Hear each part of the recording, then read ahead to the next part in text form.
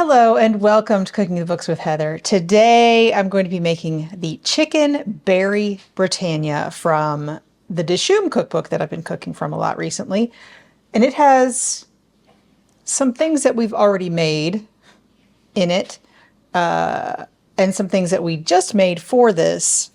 It's kind of a lot, but I think in the end it will be good. It is, this is basically a biryani, a chicken biryani dish, but this is their nod to Britannia's chicken berry pulao, and they use cranberries, which I don't have out here yet, but that's at the very end, right before we bake it, so shh. So instead of putting my chicken in a bowl, because it's going to go, we're going to have to cover it and put it in the fridge, I went ahead and put it in a Ziploc bag.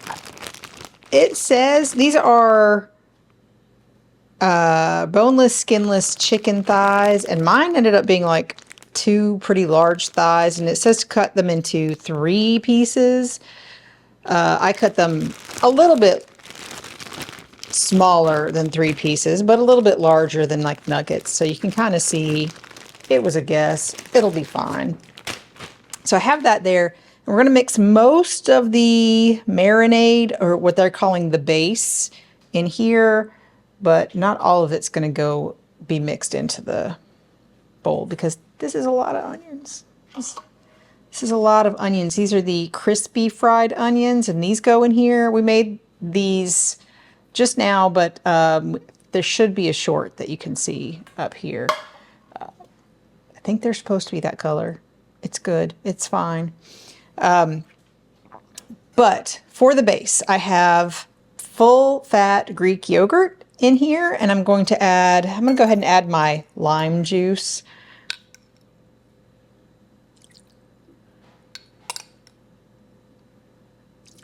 Put a little bit more, it's not quite full. The little green bits are from the herbs when I cut the lime, just FYI. Also have some of the garlic and ginger paste that we've made. They're separate in this, but I just put them in the same little bowl because I am now out of little bowls. In here, I have all of my spices, my dry spices. I have fine sea salt. I have the Degi Merch chili powder, the bright red. I have cumin seed, ground cumin seed. I did not have to toast this first, thankfully. And then the garam masala that we made from this cookbook. I'm going to add that in here. And then also in here, I'm going to go ahead and add my herbs. We have mint leaves and coriander / cilantro leaves that I chopped and just put together. And I'm going to try to mix it all up with this, and we'll see how that goes. Actually, I'm going to see if this works first, because I kind of feel like there's so much non-liquid stuff that the lime juice will mix into the yogurt pretty well. I thought I was going to need the whisk, but I don't think I'm going to, because that seems good to me.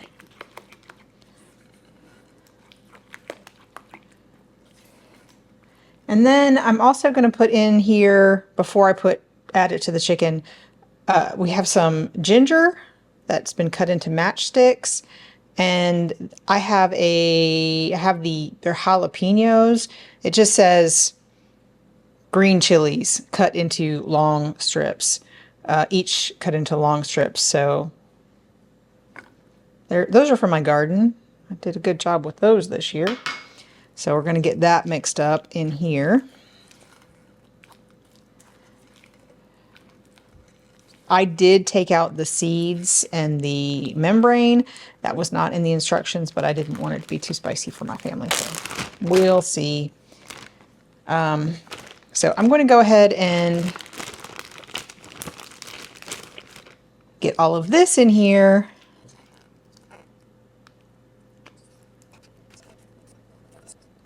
There we go.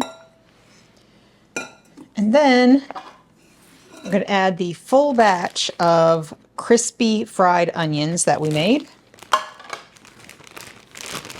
And they are pretty crispy, actually.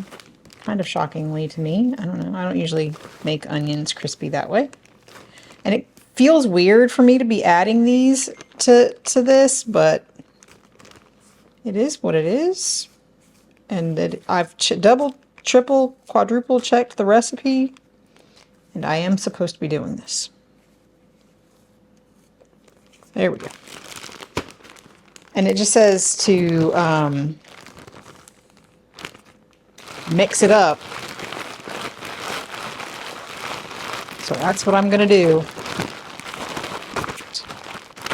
Now I'm going to put this in the refrigerator until we're ready for it.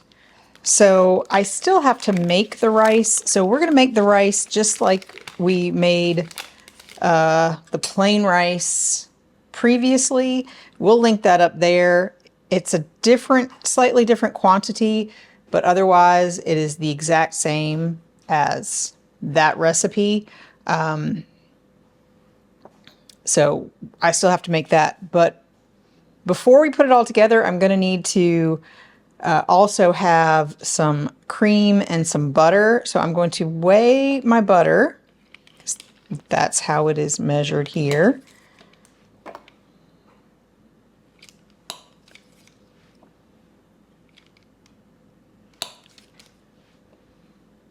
I am very much not used to weighing butter. That will be fine. And I'm going to add, calls for double cream. Heavy cream is the closest thing we have here. So I'm going to go ahead and measure that in here.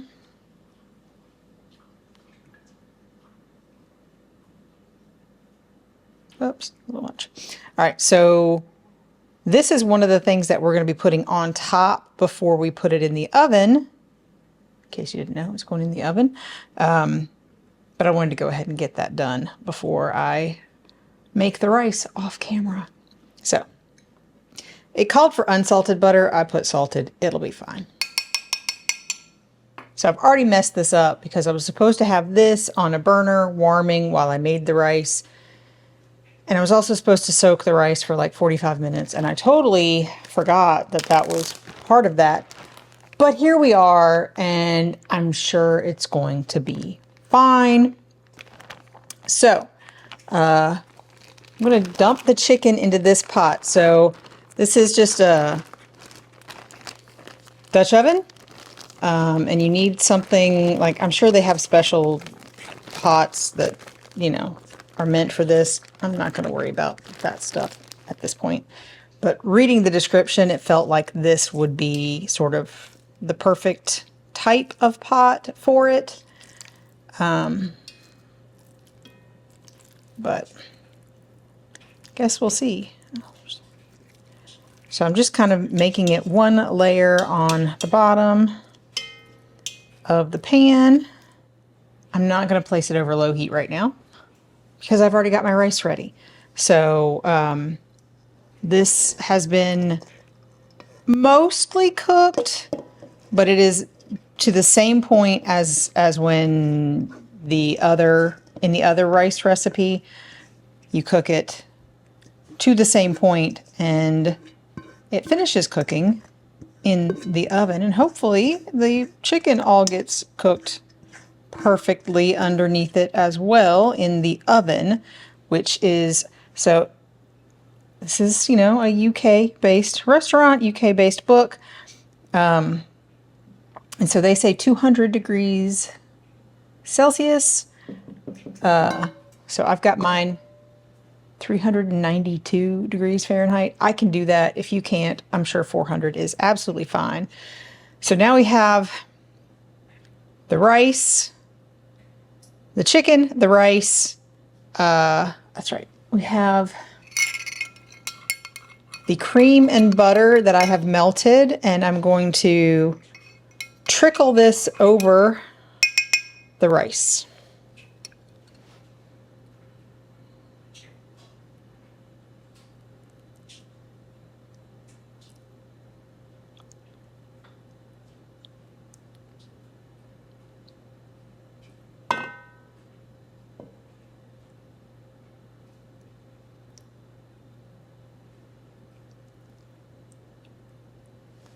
There we go.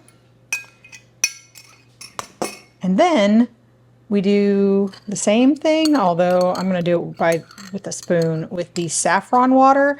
So I made the saffron water. I think we did a short for it. It's just some slightly toasted saffron and water. And I'm going to try to get this sort of all over. Oh, not in the same spot.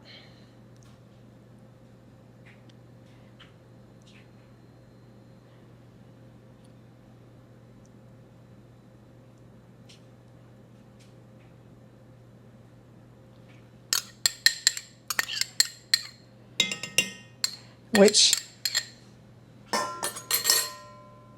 really makes me understand why some of the rice is yellow and some isn't when you do this.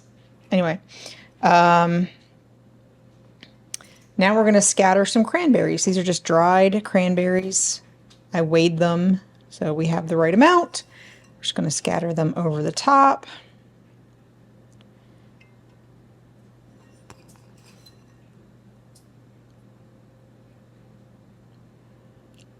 Just move them around a little bit. There we go. And now I'm going to put 2 layers of aluminum foil over my pot and try to crimp it tightly to get a good seal. And I'm going to put this over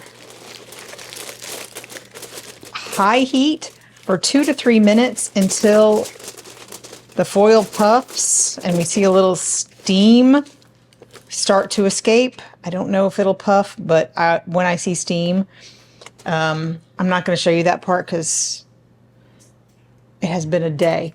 And then we're going to put this lid on it, pop it in the oven for 35 to 40 minutes. Since I didn't pre-warm it, I'm going to probably go on the 40-minute side. I mean, you don't really open it up to check. So what is it? I don't know how you're supposed to tell whether 35 or 40 minutes is the right time. But anyway, we'll see you in 43-ish minutes.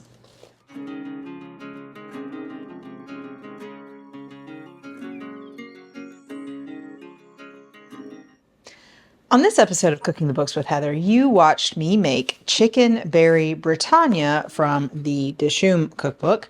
And this is one of the most liked recipes that I could find. So that made it really high on my list to make, even though we generally don't order a dish like this when we go to Indian restaurants. I know they're very popular. I just usually order other things, and I don't know why, but we don't order biryani generally, and that's what this is. I was a little concerned that the rice might be like overcooked or too dry. It was fine. It really did go well with the raita, which hopefully when this goes up, we'll have also reviewed or put the video up, and so I'll link that up there. So that did provide a little more moisture to it, but the rice was not overcooked, even though you do basically fully cook the rice before you add it to this dish. I do think that, like when I made, there was an okra dish with garam masala and yogurt from I Am From Here. I'll link that up there. I think, like when I made that, I used the same yogurt that I generally use, and it's just a very dry yogurt. Well, a very thick yogurt. So there's not a whole lot of fluidity in it. So I think that I would probably prefer most of these recipes with a little bit of a less thick yogurt. It's really one of the thickest yogurts I've ever had. It's a Greek style yogurt, but it's like really, really thick. And I like that for adding juicy things like fruit and or jam to it, because I like a thick yogurt.